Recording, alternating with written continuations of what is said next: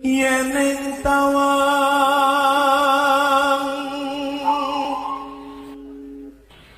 ono lintang. Assalamualaikum warahmatullahi wabarakatuh. Rahayu Sagung Dumadi. Kerajaan Kediri merupakan salah satu kerajaan besar di Nusantara. Kekuasaan Kerajaan Kediri sangat luas hingga seluruh Pulau Jawa dan sebagian Sumatera. Bahkan pengaruh kerajaan yang berpusat di Daha ini sangat kuat sehingga mengalahkan pengaruh kerajaan Sriwijaya. Sisa-sisa kemegahan Kerajaan Kediri masih kita temui hingga saat ini. Beberapa candi, situs, dan prasasti menggambarkan besarnya kekuasaan kerajaan ini. Raja-raja di Kerajaan Kediri merupakan keturunan dari Raja Airlangga. Raja Airlangga berkuasa di Kerajaan Medangkamulan. Di tengah kejayaannya, Raja Airlangga kemudian memindahkan pemerintahan ke wilayah Kahuripan. Kerajaan ini disebut dengan Panjalu dengan pusat pemerintahan berada di Daha. Kisah ini tertuang dalam kitab Negara Kertagama. Sebelum wafat, Raja Airlangga sejatinya sudah menunjuk penerusnya untuk memimpin kerajaan Kahuripan, yaitu putri yang bernama Sanggramawijaya Tunggadewi. Namun sang putri mahkota memilih hidup sebagai petapa sehingga memunculkan potensi konflik antara dua putra Airlangga yang sama-sama menginginkan tahta Kahuripan. Airlangga memiliki dua putra yakni Sri Samarawijaya dan Mapanji Garasakan. Kedua putra Airlangga ini ternyata saling berebut kekuasaan. Untuk menghindari bentrokan pada tahun 1041 Masehi, Airlangga membagi kerajaannya menjadi dua. Kerajaan tersebut adalah Jenggala atau Kahuripan dan Panjalu atau Kediri. Kedua kerajaan ini dipisahkan oleh Gunung Kawi dan Sungai Berantas. Sri Samarawijaya mendapatkan kerajaan wilayah barat yakni Kerajaan Panjalu dengan pusat pemerintahan di kota Daha. Sementara Mapanji Garasakan mendapatkan kerajaan wilayah timur yang bernama Jenggala dengan pusat pemerintahan di Kahuripan. Pembagian dua kerajaan ini dikisahkan dalam prasasti Mahasukbya, Serat Calon Arang, dan Kitab Negara Kertagama. Kerajaan Panjalu akhirnya dikenal dengan nama Kediri, memiliki wilayah kekuasaan di antaranya Kediri dan Madiun. Sementara wilayah kekuasaan Kerajaan Jenggala meliputi daerah Malang dan delta Sungai Berantas dengan pelabuhannya Surabaya, Rembang, dan Pasuruan. Meski kerajaan sudah terbagi dua, namun kedua anak Airlangga merasa berhak atas seluruh tahta Airlangga, sehingga peperangan terus terjadi di antara kedua kerajaan. Peperangan antara Panjalu dan Jenggala terus terjadi selama kurun waktu 60 tahun lamanya. Meski di awal peperangan Jenggala menang, namun Panjalulah yang mampu menguasai seluruh tahta Airlangga. Dengan kemenangan Panjalu ini, akhirnya ibu kota kerajaan dipindahkan dari Daha ke Kediri. Akhirnya Panjalu lebih dikenal dengan nama Kediri. Kisah awal Kerajaan Kediri ini banyak tertuang dalam kitab-kitab sastra. Hasil kitab sastra ini salah satunya kitab Kakawin Baratayuda yang ditulis Empu Sedah dan Empu Panuluh. Sastra ini menceritakan tentang kemenangan Kediri atau Panjalu atas Jenggala. Kerajaan Kediri berdiri sejak tahun 1045 Masehi. Kerajaan besar ini runtuh pada tahun 1222 Masehi. Selama 177 tahun berdiri, ada 8 raja yang berkuasa. Salah satunya adalah Sri Aji Jayabaya yang membawa Kediri pada zaman keemasan. Bahkan beberapa ramalan Jayabaya terbukti kebenarannya di masa sekarang ini. Berikut daftar raja-raja kerajaan Kediri yang tercatat dalam berbagai prasasti dan kitab-kitab kuno. Pertama, Sri Samarawijaya. Sri Samarawijaya adalah raja pertama dari kerajaan Kediri. Pemerintahannya dimulai dari tahun 1042 Masehi. Sri Samarawijaya memiliki gelar lengkap Sri Samarawijaya Dharma Suparna Wahana Teguh Utunggadewa. Dalam prasasti Pucangan tahun 1041 Masehi, Samarawijaya memiliki jabatan sebagai Rakrean Mahamantri. Pada masa kekuasaan Raja Airlangga dan raja-raja sebelum Airlangga, jabatan ini yang paling tinggi setelah raja. Jabatan ini mirip dengan status putra mahkota. Pada umumnya dijabat oleh putra atau menantu raja. Pemerintahan Raja Samarawijaya dikenal sebagai masa kegelapan karena pada masa ini tidak ada bukti prasasti sama sekali. Berdasarkan cerita dalam prasasti Pamwatan dan prasasti Gandakuti, Raja Samarawijaya naik tahta di saat Airlangga turun tahta menjadi seorang pendeta. Akhir pemerintahan dari Raja Samarawijaya tidak pula diketahui dengan pasti. Prasasti yang menceritakan nama Raja Kediri selanjutnya adalah Prasasti Sirah Keting tahun 1104 Masehi. Prasasti ini dibuat oleh Raja Jayawarsa. Tidak diketahui apakah Raja Sri Jayawarsa merupakan pengganti dari Raja Sri Samarawijaya ataukah masih ada raja lain di antara keduanya. Kedua, Sri Jayawarsa.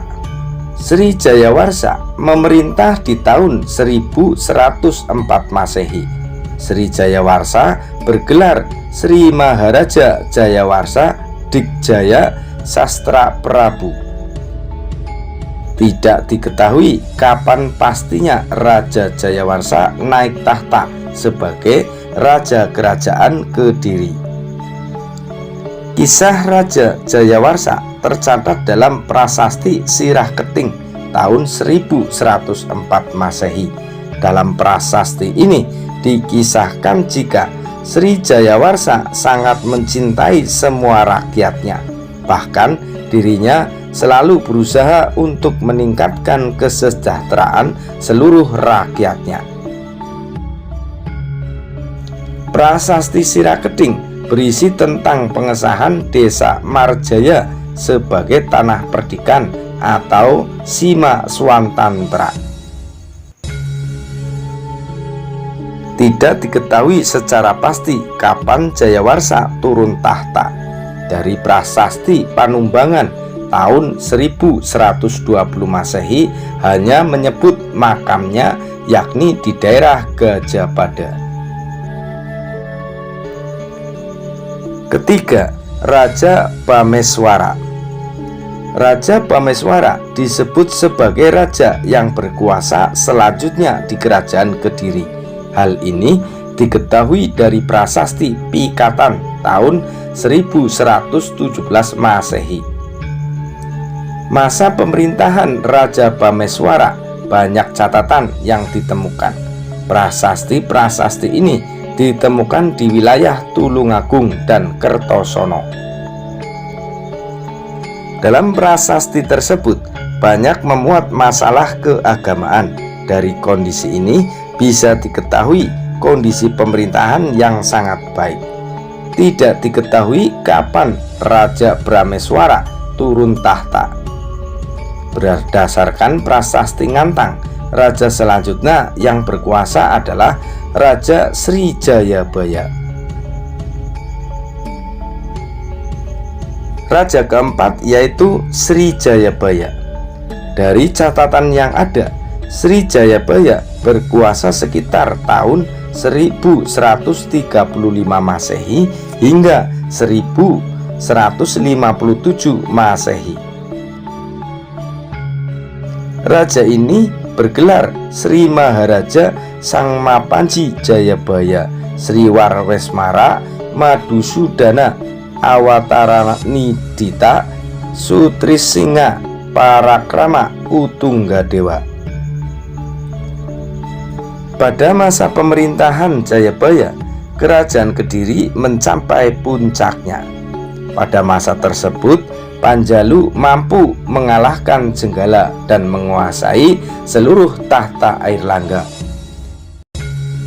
Dalam pemerintahan Jayabaya, seluruh wilayah Kediri bisa bersatu.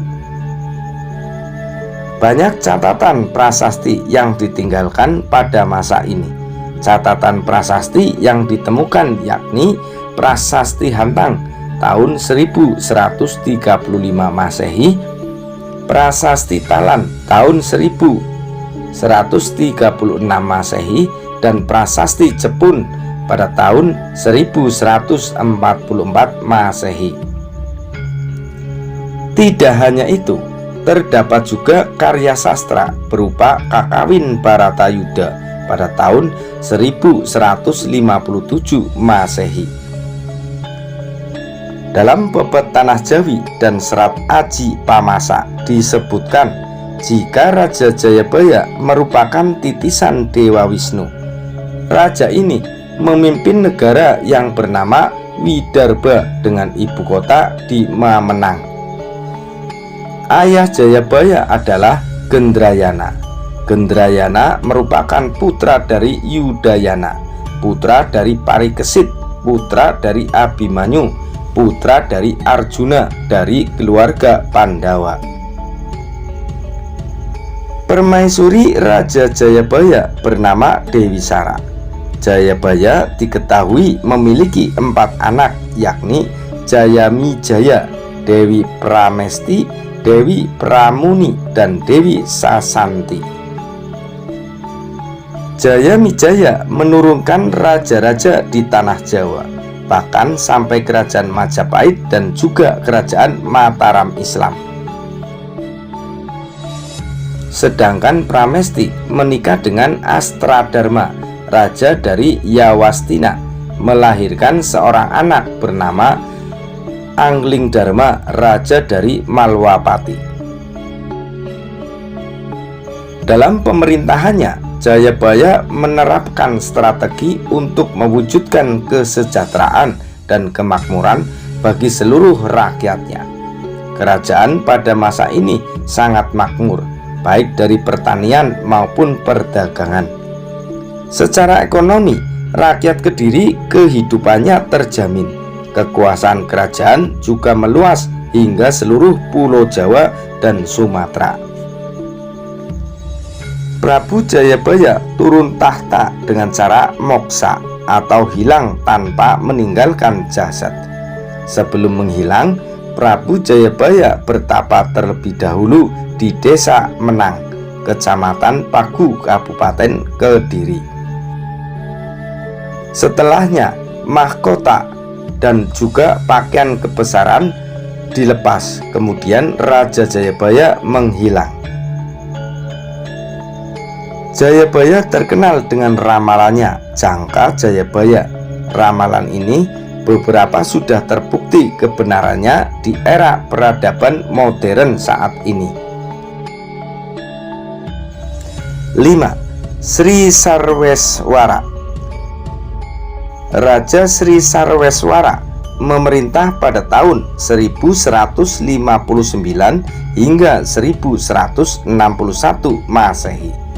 Raja ini bergelar Sri Maharaja Rakesirikan Sri Sarweswara Janardana Wantara Wijaya Agrajasama Singadani Waryawirya Parakrama Dikjaya Utunggadewa. Sri Sarweswara adalah salah satu raja Kediri yang terkenal sebagai raja yang sangat religius dan juga berbudaya. Hal ini dikisahkan dalam Prasasti Padelegan II tahun 1159 Masehi dan Prasasti Kahyunan tahun 1161 Masehi. Sebagai raja yang taat agama dan budaya, Prabu Sarweswara memegang teguh dengan prinsip Tatmam Asi yang artinya dikaulah itu. Pemikiran ini berarti dikaulah atau semuanya. Semua makhluk ialah engkau. Tujuan hidup manusia menurut dari Prabu Sarweswara yang terakhir ialah moksa, yaitu pemanunggalan jiwatma dengan paramatma. Jalan menuju benar ialah sesuatu yang menuju ke arah kesatuan, dan segala sesuatu yang menghalangi kesatuan ialah tidak benar. Tidak diketahui secara pasti kapan Raja Sri Sarweswara turun tahta. Berdasarkan isi prasasti Angin tahun 1171 Masehi, raja selanjutnya yang memimpin kerajaan Kediri adalah Raja Sri Aryeswara. 6. Sri Ayeswara. Sri Ayeswara adalah raja Kediri yang berkuasa pada tahun 1171 Masehi.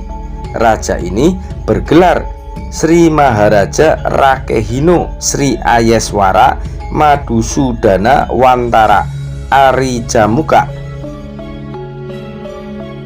Pemerintahan Sri Ayeswara diketahui dari Prasasti Angin tanggal 23 Maret tahun 1171 Masehi.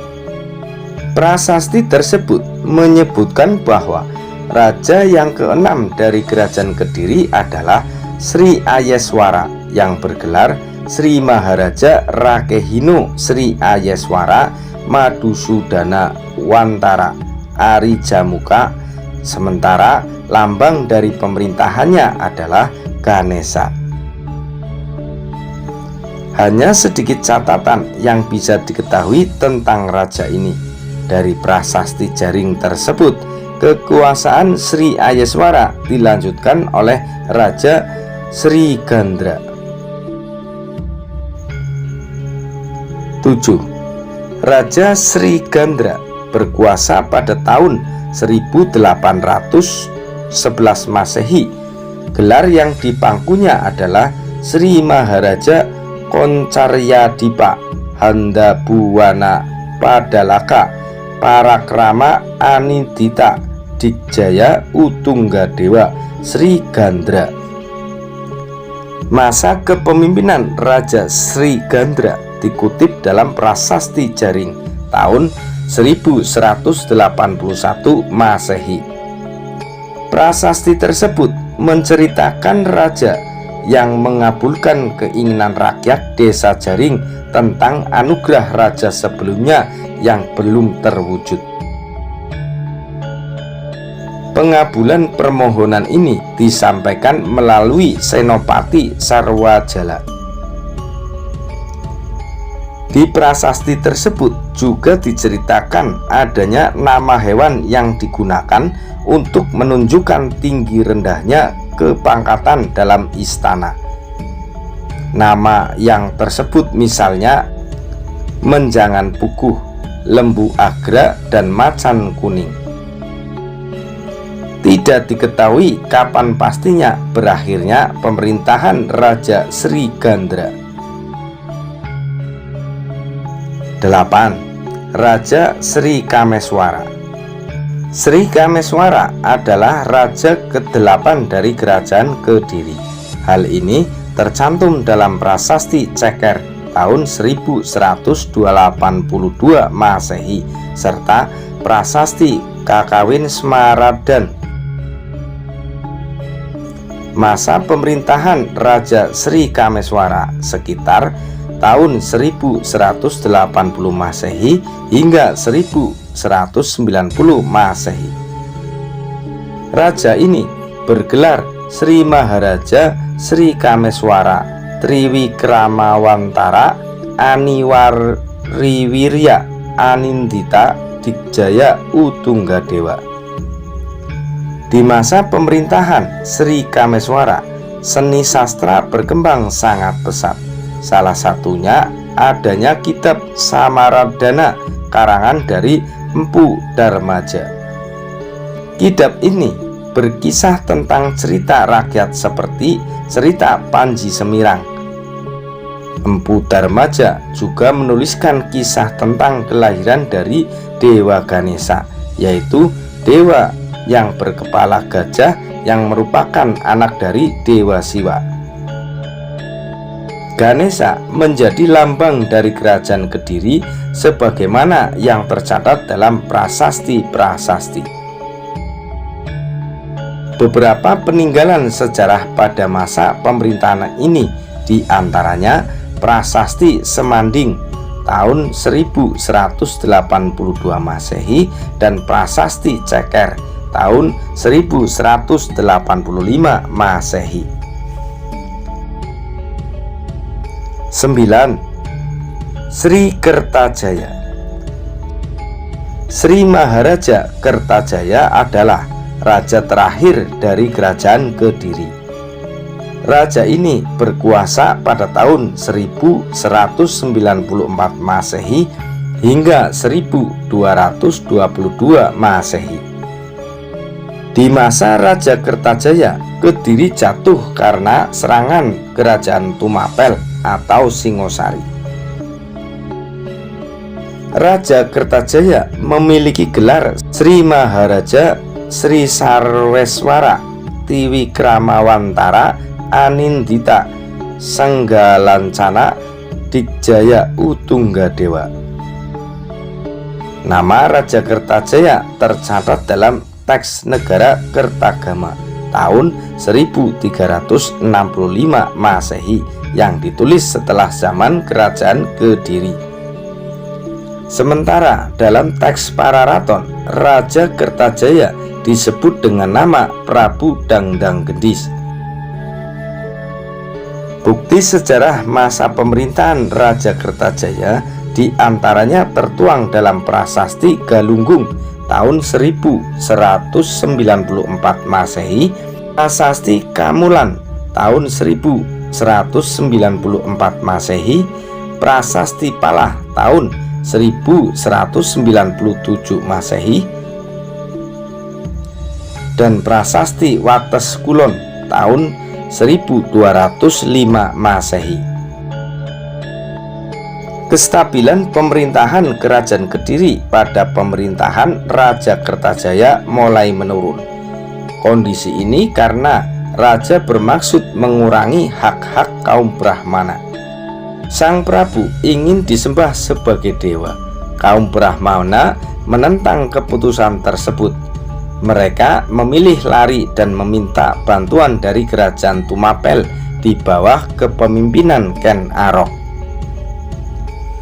Mengetahui hal ini, Raja Kertajaya lalu mempersiapkan pasukan untuk menyerang Tumapel. Sementara itu, Ken Arok dan dukungan kaum Brahmana melakukan serangan balik ke kerajaan Kediri. Kedua pasukan itu telah bertemu di dekat Ganter tahun 1222 Masehi. Dalam pertempuran tersebut, pasukan Kediri berhasil dikalahkan. Raja Kertajaya berhasil meloloskan diri, namun sayang nasibnya tidak diketahui.